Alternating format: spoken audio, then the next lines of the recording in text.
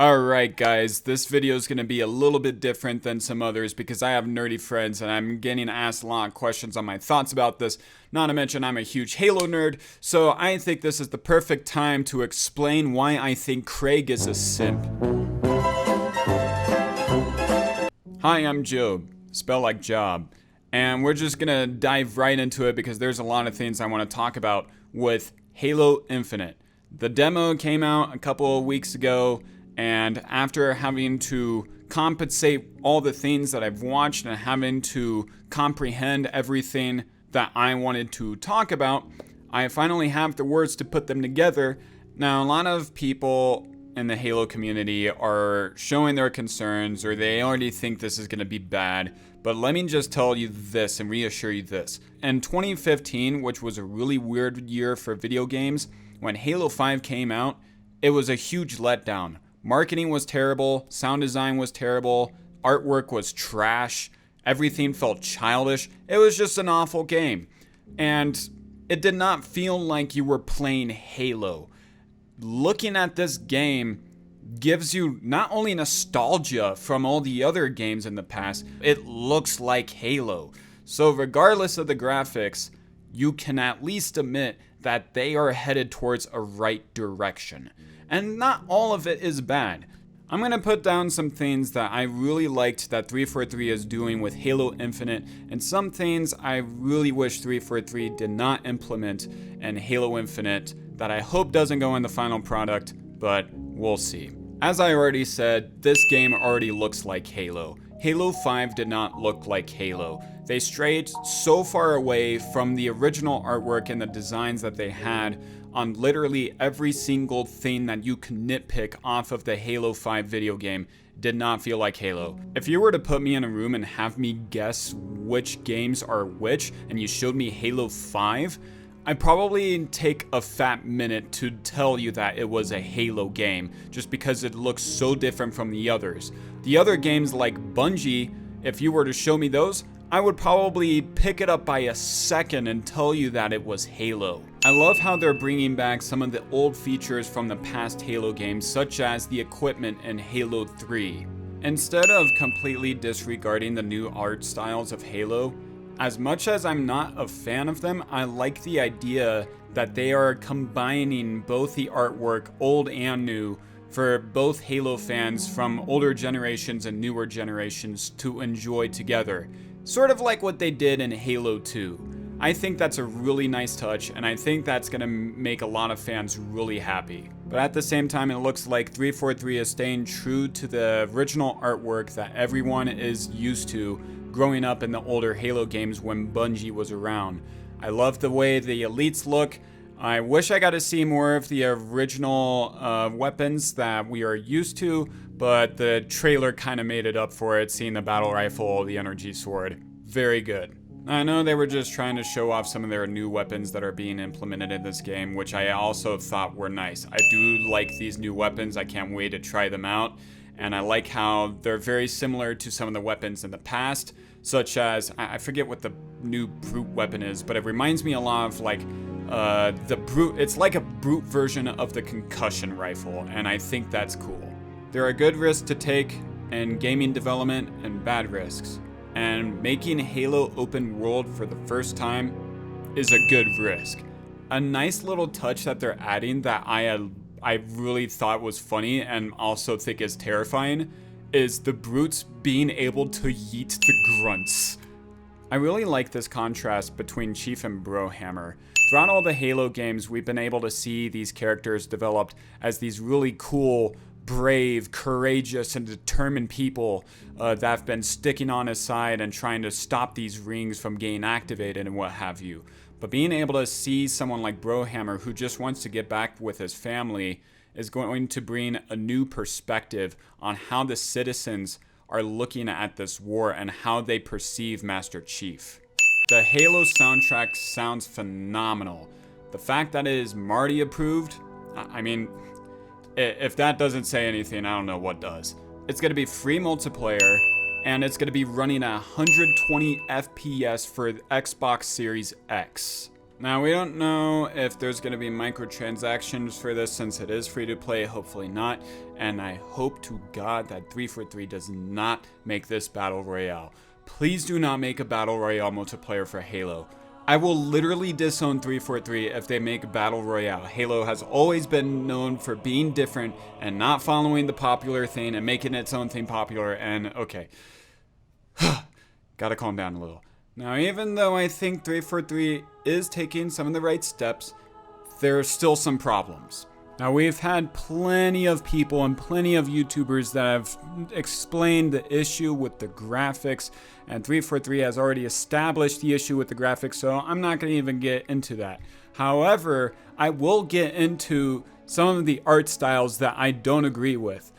And this specific art style I'm gonna get into has just been a problem throughout the entire Halo franchise. Like, even Bungie has done it. Why do they change the look of the brutes every single time? I mean, I don't like the ones in Halo Infinite more specifically because they look more ape than ever. I mean, the fact that this is now a meme, we have Craig the Brute, and now Xbox is hopping on the train and like, yeah, this is now the official Xbox mascot. I think it's genuinely hilarious. Also, why does this new Brute War Chief, Escharum, remind me a lot of a downgraded sci-fi version of Zog from the Hobbit series? I mean, don't get me wrong, this guy made a really compelling speech and just looks like a menacing character, but there's just something about him that just looks really off-putting to me. Now, I'm also a huge audio guy, so I have a huge appreciation for people working on sound design and music, and seeing the documentaries back when Marty and Michael were having a legendary level of creativity, and being able to see 343 post some of these behind the scenes for their sound design really gave me hope that this was going to be a major upgrade from the sound design in Halo 5. And then I watched the gameplay, and the first thing I picked up on was the sound of the assault rifle. It sounds like they literally copy and pasted the sound of the Halo 5 assault rifle.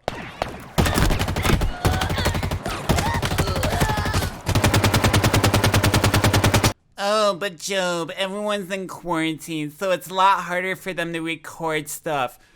Not if this game was being developed for 5 years. I mean, for crying out loud, when we were watching the behind the scenes that 343 was posting, that was a while back before COVID-19 came to America. And since we're talking about copying and pasting things from Halo 5, this comes to my next problem.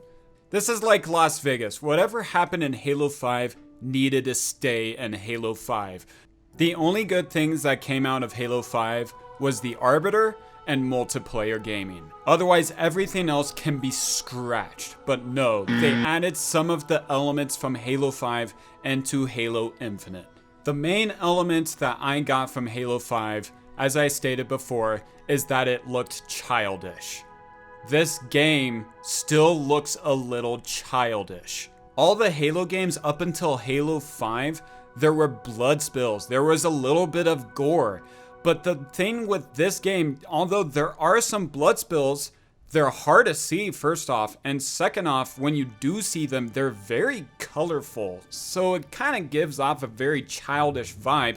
And you don't see the blood spills on the ground. I know it's a very small nitpicky thing for me to get on, but I want to feel like I'm playing Halo, not Fortnite. I don't want this to be a rated T game like it did in Halo 5. We still have talking jackals. And the elite shields still look like they're wrapped around in plastic. Halo has always been a game where there has been consistency. There's always a reason behind why something happens. For instance, grunts tend to get suicidal if you kill one of their leaders like a chieftain or elite zealot. And that gives you a cue that, okay, I need to watch out for grunts. But when you watch this gameplay, it seems like the grunts just go kamikaze whenever now. And although I do like a challenge, this is gonna be an issue. These guys might be the new Jackal snipers of Halo 2, except a little more terrifying in my opinion, because at least with Jackal snipers, they're staying in their normal position, so the next time you spawn, you know where they're gonna be at. Whereas when you respawn, you don't know if that grunt might go kamikaze on you again or not, and which one it would be. The grappling hook. I have mixed feelings about it. When you create a franchise, you have rules that you put down that explain the physics and how their universe works. Star Wars with the Force, Harry Potter with the potions and the spells. So Halo kind of has its own physical thing going on. At the beginning of this trailer, we get this whole cool intro about Master Chief's new armor and how it's made of titanium alloy and it's just this tough armor. And then you just got this grappling hook that could just easily like pick him up and just move him around. What? And I know I'm probably thinking about it too hard and what have you, but all I'm saying is there's rules in Halo, and I felt like that was kind of a rule breaker for me. I think if I play the game, I might enjoy it, but right now I'm just observing what I've saw. But as a true Halo gamer and as a true Halo fan, I think we're all on the same page if we have one main concern about Halo Infinite, and that's the story. This is where my argument comes in, where I think that this might be the rise of Skywalker of Halo. As much as I did not like Halo 5's campaign, I can somewhat appreciate where they were trying to go with the story, because I think the story was a cool concept. Where Master Chief is on the search for Cortana, goes AWOL, Spartans try to find him, and then when Master Chief finds Cortana, she ends up betraying him. It's a cool idea, horrible execution. So that ended up leaving a bad taste in everyone's mouth for Halo 5, making that the last Jedi of Halo. So now the developers have a hard decision of whether they want to continue the story of what happened or where they ended off from Halo 5, or they disregard anything that happened in Halo 5 and then they end up leaving a lot of plot holes. And just like what they did with Rise of Skywalker, they're kind of doing a little bit of both from what it looks like so far. There's a lot of uncertainty on where the story is going, but at the same time we can kind of connect the dots on some things that kind of answer the question for ourselves. And in case you didn't know these answers yet, let me answer them for you. Based on the past trailers, we know that Master Chief is going to get back with Cortana.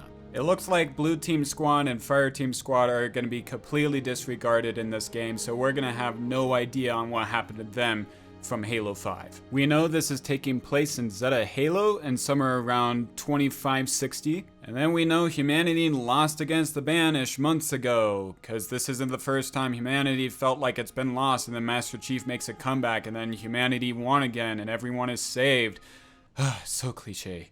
Now that being said, there's still a lot of questions that need to be answered, and I guarantee you not all of these questions are going to be answered in this game, such as what happened to Dr. Halsey and the Arbiter? How did Chief end up being in slip space again? What happened to the Guardians and the Prometheans and all of that Forerunner stuff? Did Infinity survive the war with the Banished?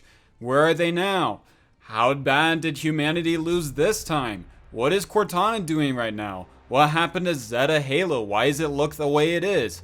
Are we gonna kill off Atriox the first thing in the game and make him look like another sore loser like Jul 'Mdama? Dama?